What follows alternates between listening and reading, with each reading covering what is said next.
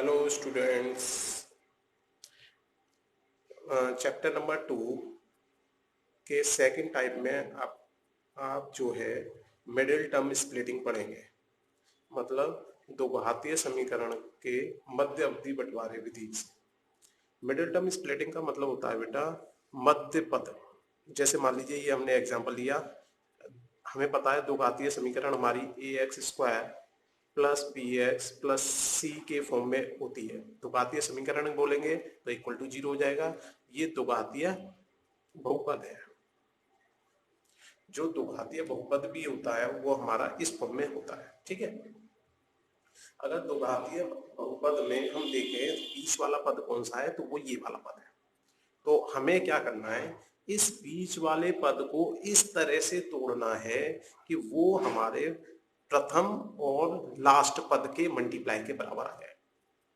देखिए, सबसे पहले इसकी तुलना हम कर देते हैं अपने A X square plus B X plus C के साथ।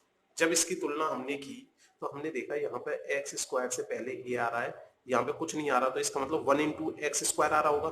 तो ए की वैल्यू क्या आ गई 1, क्योंकि किसी का 1 से मल्टीप्लाई करते हैं तो एक्स स्क्वायर आ जाता है। कोई परेशानी? ठीक है, अब देखिए हमने देखा इसके बाद इसमें x से पहले आ रहा है b और यहां पर x से पहले आ रहा है हमारा 9। 9 नहीं है, क्या है ये? -9 विद साइन चल रहा है। अगर प्लस का 9 होगा तो प्लस का 9, तो 9 ही लिख सकते हैं, और यदि नेगेटिव का है तो भी साइन लेके चलना है। अब देखा कांस्टेंट यहाँ पे c आ रहा है, यहाँ पे कांस्टेंट आ रहा है 2। अब क्या करना है आपको, सबसे पहला काम a और c का कर लेना है मल्टीप्लाई। यदि a का c के साथ मल्टीप्लाई कर लेंगे तो हमारा आंसर कितना आ गया? 20। बताइए, सबसे पहले ऐसा कोई बच्चा हो सकता है जो a b c ना निकाल पाए? आराम से निकाल देगा। उसके बाद हमें क्या करना है, a और c का मल्टीप्लाई करना है। कर दिया हमने। अब इसके बाद क्या करना है, इसका सिंबल देखना है। c जो है C का हमें देखना है सिंबल। C हमारा प्लस है माइनस है क्या है? तो C क्या आ रहा है यहाँ पे? प्लस। कभी माइनस आ सकता है, कभी प्लस आ सकता है, और तो कोई आने आएगा नहीं यहाँ पे सिंबल। तो हमने देखा भाई, यहाँ पे लिख लिया कि भाई C का जो सिंबल है वो क्या है? प्लस। इतनी बात समझ में आ गई? देखो, अब तक हमने दो काम किए। सबसे पहले ए बी सी को निकाल लिया, फिर क्या किया हमने, ए और सी का मल्टीप्लाई कर दिया। मल्टीप्लाई करने के बाद तीसरा काम हमने कर दिया, सिंबल ऑफ सी। सी जो है पॉजिटिव है या नेगेटिव है? यहां तक कोई परेशानी? अब देखिए, अब हमने क्या किया इसके बाद, अब बताइए मुझे, क्या 1 की टेबल में 20 आता है? आप कहोगे आता है। कितनी बार में आता है भाई? 20 टाइम्स। कोई बात नहीं, लिख दो, क्योंकि 20 ये टेबल 1 से चालू करनी है। क्या 2 की टेबल में 20 आता है? आप कहोगे आएगा। कितने टाइम्स आएगा भाई? 10 टाइम्स। देखिए, 3 की टेबल में 20 आता है? आप कहोगे नहीं। 4 की टेबल में 20 आता है? आप कहोगे हाँ। 5 की टेबल में 20 आता है? आप कहोगे हाँ। अब देखो, जब कभी भी जैसे ये 4 इंटू 5 लिखा है, इसका रिवर्स आ गया ये 4 इंटू 5 इंटू 4, तुरंत रुक जाना है। ठीक है, अब देखो, जब हम इसको लिख रहे हैं तब तब हम क्या करते जाएंगे, ये क्या चीज थी? सी का सिंबल, सी प्लस का या माइनस का, तो ये क्या साइन था? प्लस। और यहां पर बी कितना आ रहा है मेरा? 9। तो बताओ, क्या 1 में 20 प्लस कर दिया जाए तो 9 आ सकता है? आप कहोगे नहीं। 2 में 10 प्लस कर दिया जाए तो 9 आ सकता है? 9 क्यों लाना है हमें? क्योंकि बी 9 है। हमें बीच के टर्म को तोड़ना है, 9 को इस तरह से तोड़ना है कि जिससे ए और सी के मल्टीप्लाई के बराबर आ जाए। तो तरीका क्या है उसका, कि हम अपने आप से क्वेश्चन पूछते हैं, क्या इन दोनों को प्लस करके 9 आ सकता है? प्लस क्यों कर रहे हैं? क्योंकि इसका सिंबल प्लस है। ठीक है बेटा, अब देखा, क्या 4 और 5 का प्लस 9 आ सकता है? आप कहोगे हाँ। तो इसका मतलब ये हमारा काम का है, बाकी ये तीनों बेकार है। लिख देते हैं। लिखते कैसे हैं? देखो, एक्स स्क्वायर लिखा हुआ था माइनस ये लिखा था 9। 9 का ब्रेकिंग मिला हमें 4 और 5, तो 9 को मैंने लिख दिया 4 और 5, केवल 9 को। एक्स तो साथ चल ही रहा है, प्लस का साइन चल ही रहा है 20 में। बताइए इस लिखने में यदि कोई परेशानी नहीं है तो आप मिडिल टर्म स्प्लिटिंग सीख चुके हैं। ठीक है बेटा, अब तक कितना कठिन लगा हो, लेकिन सबसे आसान तरीका यही है करने का इसे। चलिए अब देखिए एक्स स्क्वायर, इसको खोलेंगे, बाहर माइनस साइन आ रहा है, इधर एक्स आ रहा है, तो जब इसे खोलेंगे -4 और ये एक्स, ब्रैकेट के बाहर -5 प्लस और माइनस क्या हो जाएगा -x, 5x प्लस 20 ये चल रहा है। कोई परेशानी हो तो बताओ, आगे समझ में। ये समझिए 90% काम हमारा हो गया। ठीक है, मिडिल टर्म स्प्लिटिंग से बेटा सभी क्वेश्चंस नहीं हो सकते, ये ध्यान रखना। जिनके फैक्टर्स हमारे जो नंबर्स हैं वो रूट वगैरह में नहीं आए, इरेशनल नंबर में नहीं आए, उनके फैक्टर्स हो सकते हैं मिडिल टर्म स्प्लिटिंग से। अब देखिए क्या इन दोनों में हमें x कॉमन नहीं दिख रहा? आप कहोगे हाँ, यदि इसमें से x कॉमन ले लिया मैंने तो यहां पर क्या बचेगा x, क्योंकि एक्स स्क्वायर का क्या मतलब था x इंटू एक्स। देख लो, लिख लो, एक्स स्क्वायर का मतलब था x इंटू एक्स, तो एक x ले लिया तो एक x बचेगा नहीं बचेगा, माइनस 4x का क्या मतलब होता था 4 इंटू एक्स, तो x इसमें से ले लिया तो क्या बचेगा 4, माइनस का साइन चल रहा था माइनस का साइन लगा दिया। अब इन दोनों में ध्यान से देखा हमने, भाई 20 को हम 4 इंटू 5 भी लिख सकते हैं और 5 इधर आ रहा है। ठीक है, अब ये ध्यान रखो, ये जो थर्ड वाला जो टर्म बन जाता है हमारा, इसका जो सिंबल होता है वही यहां पे उतरता है हमेशा, इसके सिंबल को कभी चेंज नहीं करना। ठीक है, तो अब हमने देखा इसमें 5 कॉमन ले लिया। अब देखिए इसमें से 5 ले लिया तो x बचेगा, लेकिन बाहर ये प्लस का साइन है, बाहर ब्रैकेट के माइनस का साइन जा रहा है, तो साइन चेंज होगा, तो एक तो साइन चेंज हो गया ये, क्योंकि बाहर माइनस का साइन है। अब 20 को हमने लिखा था 4 इंटू 5, 5 इसमें से ले लिया तो क्या बच गया 4। यदि आपके ये दोनों टर्म सेम आ रहे हैं, ये वाले ये दोनों टर्म सेम आ रहे हैं, तो इसका मतलब यहां तक हमारा क्वेश्चन सही चल रहा है। ठीक है, यदि इनमें साइन में भी अंतर आ रहा है, टर्म्स में भी अंतर आ रहा है, कुछ भी अंतर आ रहा है, तो ये मतलब ये है कि हमने ऊपर कोई गलती कर दी। ठीक है बेटा, इसलिए हमेशा ध्यान रखो ये दोनों टर्म हमारे मैच करने ही चाहिए। तो अब देखिए, अब हमने क्या किया, इन क्योंकि ये दोनों टर्म मैच करेंगे तो हमने x-4 ले लिया कॉमन। देखो बेटा, इसमें से x-4 कॉमन ले लिया तो क्या बचेगा यहाँ पे x-4 इसमें से कॉमन ले लिया तो यहाँ पे क्या बचेगा -5। यही हमारा फैक्टर है x square minus 9x plus 20। उम्मीद करते हैं समझ में आ गया होगा। अब फिर से रिवाइज करते हैं क्या क्या सीखा हमने। सबसे पहली बात हमने सीखी स्टेप वाइज। स्टेप फर्स्ट में क्या सीखा, पहले हमने ax square plus bx plus c से हमने तुलना की, a की वैल्यू, b की वैल्यू, c की वैल्यू निकाली। फिर स्टेप 2 में मैंने क्या किया, a और c का कर दिया मल्टीप्लाई, जो भी आंसर आया। फिर उसके बाद क्या किया, जो a और c का जो आंसर आया था, a और c का जो आंसर आया था उसको मैंने देखा क्या ये 1 की टेबल में आ रहा है, 2 की टेबल में आ रहा है, 3 की टेबल में आ रहा है, सभी नंबर्स लाइन से चेक कर लिया किस किस के टेबल में वो आ रहा है। 4 5 6 7 चेक किए।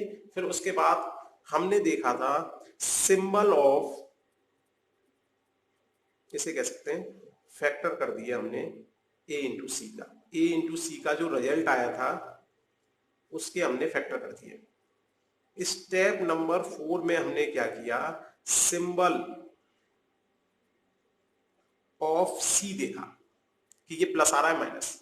फिर हमने जो ये फैक्टर थे उनमें ये चेक किया कि भाई सिंबल इसका क्या आ रहा था प्लस, तो इन दोनों को प्लस करके बीच वाली वैल्यू आ रही है या नहीं आ रही, इन दोनों को प्लस करके बीच वाली वैल्यू आ रही है या नहीं आ रही है, इन दोनों को प्लस करके, यहां पर हमारी बीच को प्लस करके बीच वाली वैल्यू आ गई, तो हम यहीं पर रुक गए इसी से हमारा काम चलेगा। 9 को मैं ब्रेक कर सकता हूं कैसे, 4 + 5। मैंने 9 को ब्रेक कर दिया, देखो 4 + 5। ठीक है, ये सारा प्रोसीजर हमने ये पता करने के लिए किया कि 9 को किस में ब्रेक करना है। अभी मान लीजिए कोई बच्चा इसको 1 + 8 में ब्रेक कर देता, कोई बच्चा इसे 10 - 1 में ब्रेक कर देता। भाई ऐसे तो इनफाइनाइट तरीके से कर सकता है ब्रेक आदमी, तो इसलिए रियल में किससे ब्रेक होगा वो तरीका है ये। समझ में आ गया? इसका रिवाइज करना, 1 बार 2 बार 3 बार वीडियो देखोगे समझ में आ जाएगा। अभी मैं 1-2 एग्जांपल और करा देता हूं, ठीक है बेटा। देखो सेकंड एग्जांपल देखिए।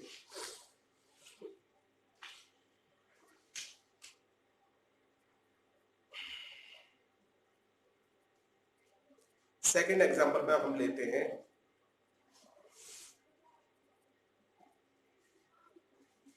मान लीजिए थोड़ा सा बड़ा सा ले लेते हैं कोई क्वेश्चन। 14x² - 25x - 25, ये पॉलिनोमियल, इसके फैक्टर करने हैं हमें। ठीक है, दिख रहा होगा। अब देखिए इस क्वेश्चन के फैक्टर करने हैं हमें, तो सबसे पहले हम अपने ax² + bx + c पॉलिनोमियल से, तो क्वाड्रेटिक पॉलिनोमियल से कंपैरिजन करेंगे।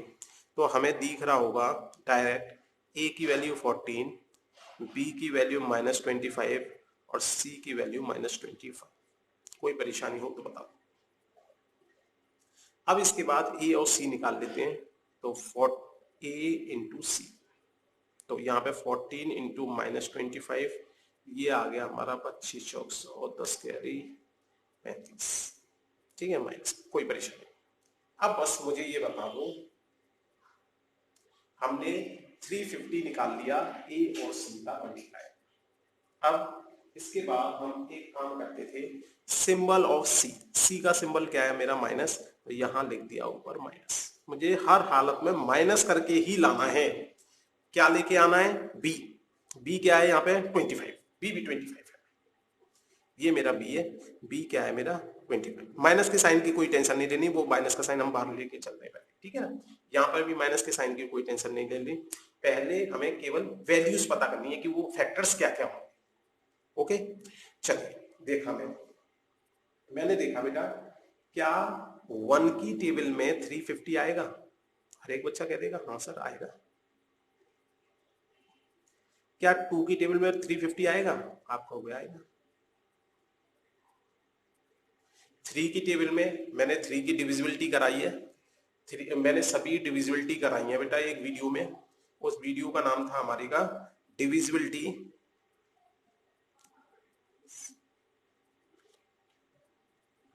More deep.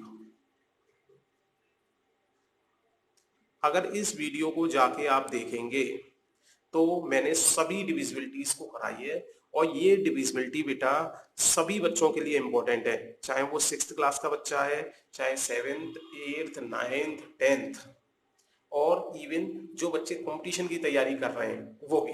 इसमें मैंने डिविजिबिलिटी को याद करने के लिए भी तरीका बता रखा है, तो जिन बच्चों ने नहीं देखा वो दोबारा देखें, और जिन्होंने देखा है भूल गए हैं फिर दोबारा से देखें। ठीक है बेटा, अगर ये डिविजिबिलिटी मोर डीप अगर आप पढ़ लोगे तो आपको डिविजिबिलिटी कम से कम इसको 4-5 बार देखना पड़ेगा आपको। जब 4-5 बार देखोगे तब जाके आपको लगेगा कि हाँ अब मुझे ये ऐसी चीजें भूलते जाते हैं हम। भाई हमने 6th क्लास में भी पढ़ा फिर भूल गए, हम 7th में भी पढ़ा फिर भूल गए, तो इसलिए इसे बार बार देखने की जरूरत है। अगर एक बार हम विद प्रैक्टिस कर लेते हैं तो नहीं भूलते, और प्रैक्टिस करने में अगर हम कमी कर देते हैं तो भूल जाते हैं, तो ध्यान रखें। तो उससे हमें पता पड़ा कि ये 3 से डिवाइड नहीं होगा। 4 से देखा 4 से डिवाइड नहीं होगा, 5 से देखा 5 से हो जाएगा। 5 की डिविजिबिलिटी भी उसमें करा रखी है मैंने। 6 से देखा, जब हमारा 3 से नहीं हुआ तो फिर 6 से भी नहीं होगा। 7 से देखा, 8 से देखा, जब 4 से डिवाइड नहीं हुआ तो 8 से भी नहीं होगा। 9 से देखा, ऐसे कर करके धीरे धीरे धीरे धीरे हम कहां तक जाएंगे, जहां तक हमारा नंबर जो है रिपीट ना हो जाए। 7 के बाद 8 नहीं हो रही, 9 नहीं हो रही, 10 हो रही है, 10 से हो रही है। 10 के बाद 11 नहीं हो रही, 11 की डिविजिबिलिटी बता रखी है मैंने। 12, 13, 14, 15, 16, 17, 18, 19, 20 से भी डिवाइड नहीं होगा। ऐसे करके करते जाएंगे 8, 10, लेकिन साथ ही साथ ये करते जाएंगे और चेक भी करते जाएंगे। चेक क्या करना है वो देखिए। ये सिंबल क्या था हमारा, माइनस, मतलब क्या सिंबल था हमारा, सी का माइनस। तो हमें देखना है क्या 1 माइनस 350 या 350 माइनस 1 हमारा 25 आ सकता है, बीच की वैल्यू बी की? नहीं। इन दोनों को माइनस करेंगे तो 25 आ सकता है? नहीं। इन दोनों को माइनस करेंगे 25 आ सकता है? नहीं। इन दोनों को माइनस करेंगे 25 आ सकता है? नहीं।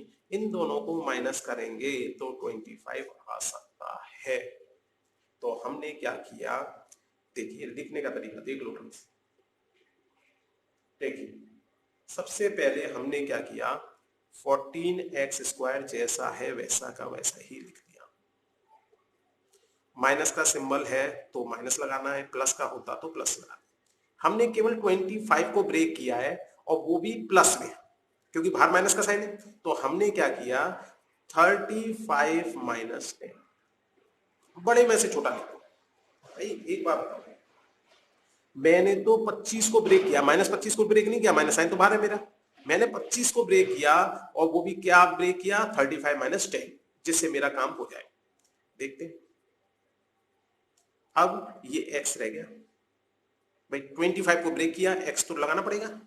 अब देखिए, अब इसके बाद हमने क्या किया, ये माइनस का साइन आ रहा है तो 35 माइनस का हो जाएगा, साथ में क्या आ रहा है, x। ये माइनस और ये माइनस, माइनस और माइनस क्या बन जाएगा, ये प्लस। अब इन दोनों में कॉमन देखा, 7 कॉमन आ रहा है, x कॉमन आ रहा है, तो इसमें 2 बच गया, इसमें x बच गया, इसमें 5 बच गया।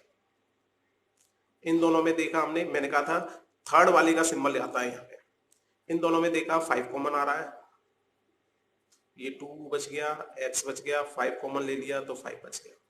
मैंने कहा था कि हमारे हर हालत में ये दोनों समान आने चाहिए, सेम आने चाहिए। यदि ये दोनों सेम है तो यहाँ तक हम सही हैं। अगर ये गलत सेम नहीं आ रहे तो ऊपर हमने कोई गलती फैक्टर करने में कर दी या कैलकुलेशन में कर दी, कोई ना कोई गलती हमारी हो चुकी है। ठीक है बेटा, ध्यान रखें इस बात का कि कोई गलती हमारी हो गई। अगर सेम नहीं आया तो, अगर सेम आ रहा है तो कोई गलती नहीं है। चलिए अब देखिए, अब हमने देखा इसमें से हमने 2x माइनस 5 कॉमन ले लिया। अब देखो जरा, इसमें से इस पूरे को कॉमन ले लिया जाए तो क्या है बेटा, 7x नहीं बचेगा। इसमें से ये पूरा कॉमन ले लिया जाए, प्लस का 5 नहीं बचेगा। इसको अच्छी तरह लिख दो, कॉमन ब्रैकेट के अंदर दोनों को लिख देते हैं, कोई परेशानी हो तो बताओ। अगर ऐसे भी छोड़ दोगे तो कोई गलत नहीं है, ऐसे छोड़ तो कोई गलत नहीं है। बेटा ये चैप्टर नंबर 4 में भी काम आना है, इसलिए इसे अच्छी तरह समझ लो मेथड को। ठीक है बेटा, इसीलिए मैंने इसे अलग से टाइप बनाया है। अब देखिए सीट क्वेश्चन, कुछ क्वेश्चंस ऐसे होते हैं उसमें 3 टर्म नहीं आते।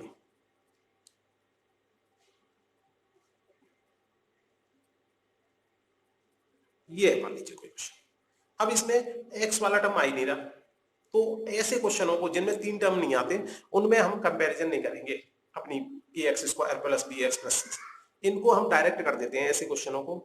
इसको मैंने लिख दिया 3 को √3 x का होल स्क्वायर और इसे लिख दिया 5 का स्क्वायर। अब इसमें मैंने लगा दिया अपना फॉर्मूला a² माइनस b² वाला। अगर इसमें मैंने a² माइनस b² वाला फॉर्मूला लगा दिया तो ये बन गया a plus B a minus B. तो a की वैल्यू मेरी आ गई √3x प्लस b की वैल्यू 5, यहां पर a की वैल्यू √3x माइनस।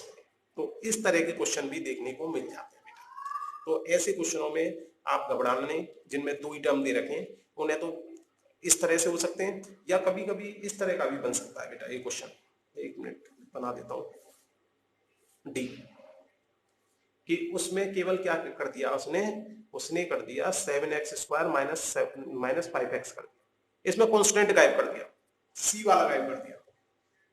ये तो और भी आसान हो गया हमारे लिए। क्योंकि हमें पता है इन दोनों में x कॉमन आ रहा है, x कॉमन ले लो। जब मैंने इसे में से x कॉमन लिया तो ये 7x बचेगा, ये 5 बचेगा, फैक्टर हो गए खत्म। तो जब c गायब है तब तो इतना छोटा, जब b गायब है तब हम a square minus B square लगाएंगे। देखो ये ध्यान रखना, 3 को मैंने बताया था एक दिन कि √3 इंटू √3 लिख सकता हूँ और √3 का स्क्वायर लिख सकता हूँ। तो 3 को मैंने यहाँ पर √3 का स्क्वायर लिख दिया था, फिर उसे होल का स्क्वायर बनाया। तो इस स्टेप को और भी देख लेना, अगर किसी बच्चे को दिक्कत हो तो। इसे मैं ऐसे भी लिख सकता था, √3 का स्क्वायर एक्स स्क्वायर, फिर इसके बाद इसको मैंने ऐसे लिख दिया, क्योंकि एक फॉर्मूला मैंने पहले भी बता चुका है, ए स्क्वायर बी स्क्वायर आ रहा है तो इसे हम ए बी का होल स्क्वायर लिख सकते हैं। सेम वो प्रोसीजर किया है, तो ऐसा ना हो कि किसी बच्चे को समझ में नहीं आए ये वाली बात। ठीक है बेटा, अब होमवर्क देखिए टाइप नंबर 2 का।